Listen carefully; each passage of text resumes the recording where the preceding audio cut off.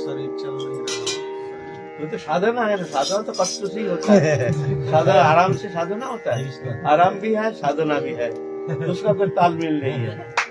साधना, साधा माने प्रैक्टिस करना, तपस्या, तपस्या माने ताप सहा, सहन करना, ताप को सहन करने का नाम है तपस्या।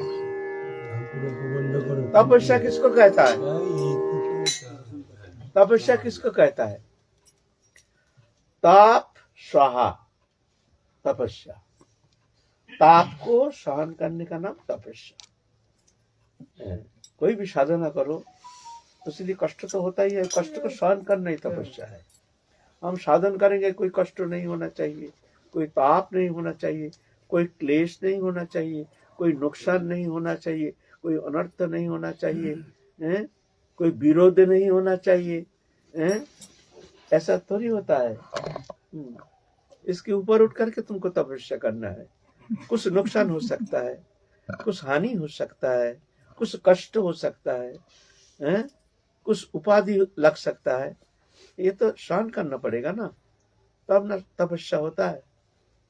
अब हम निर्जल व्रत करते हैं, हमको माथा धमकता है, बड़ा कष्ट होता है, सर दर्द होता है, इसलिए क्या करें बाबा, निर्जला कर नहीं पाते। वाह, अच्छी बात है, हमको आराम से सोएंगे, शरीर स्वस्थ रहेगा, कोई क्लांति नहीं, और हम निर्जला करेंगे। वाह, तो कौन नहीं करेगा भाई?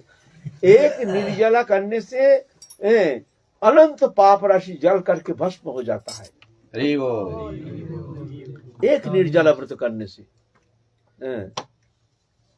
एक निर्जला का इतना फल है। निर्जला का सिर्फ निर्जला रहने से ही ये बहुत सारे फल मिलता है। तपस्या, ये तपस्या है। कलियुग में सर्वश्रेष्ठ तपस्या है एकादशी निर्जला व्रत। ये कलियुग के लिए तपस्या है। कलियुग अल्पायु, मंद बुद्धि, मंद भाग्य, इसलिए कलियुग के जीव तो तपस्या क्या करेगा? वो अन्नगत प्राण, थोड़ा सा खाना छूट जाए तो बस शरीर बिगड़ गया, तो ये क्या तपस्या करेगा? फिर मन बुद्धि अपटु है, नाना प्रकार वैदिक ग्रस्त, नाना प्रकार उपाधि ग्रस्त, वो क्या तपस्या करेगा? इसीलिए कलियुग में ये तपस्या दे दिया गया है,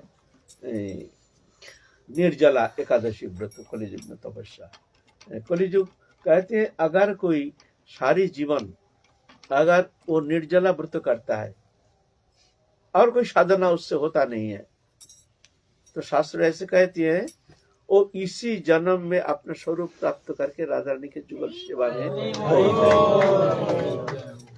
और कोई तपस्या होता नहीं है, साधन होता नहीं है, जप तप आराधना होता नहीं है, संसार कर्म छोड़ नहीं सकते हैं, देवदैहिक वस्तु पदार्थों से मन हटा नहीं पाते हैं, बहुत सारी उपाधि व्याधि नाना प्रकार ये सब अनर्थ है।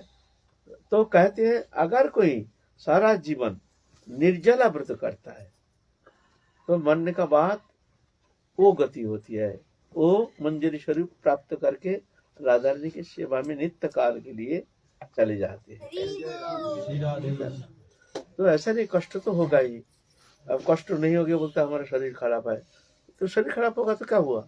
तो होगा, क्या हुआ? शरीर धर्म है, होगा। शरीर स्वस्थ रहेगा, कोई कष्ट नहीं होगा, कोई ताप नहीं होगी, तो फिर हम खूब भजन करेंगे खूब। ऐसा थोड़ी होता है। कष्ट को सहन करने का नाम है तपस्या। ताप को सहन करना, कष्ट को सहन करना, नहीं, यह बात है।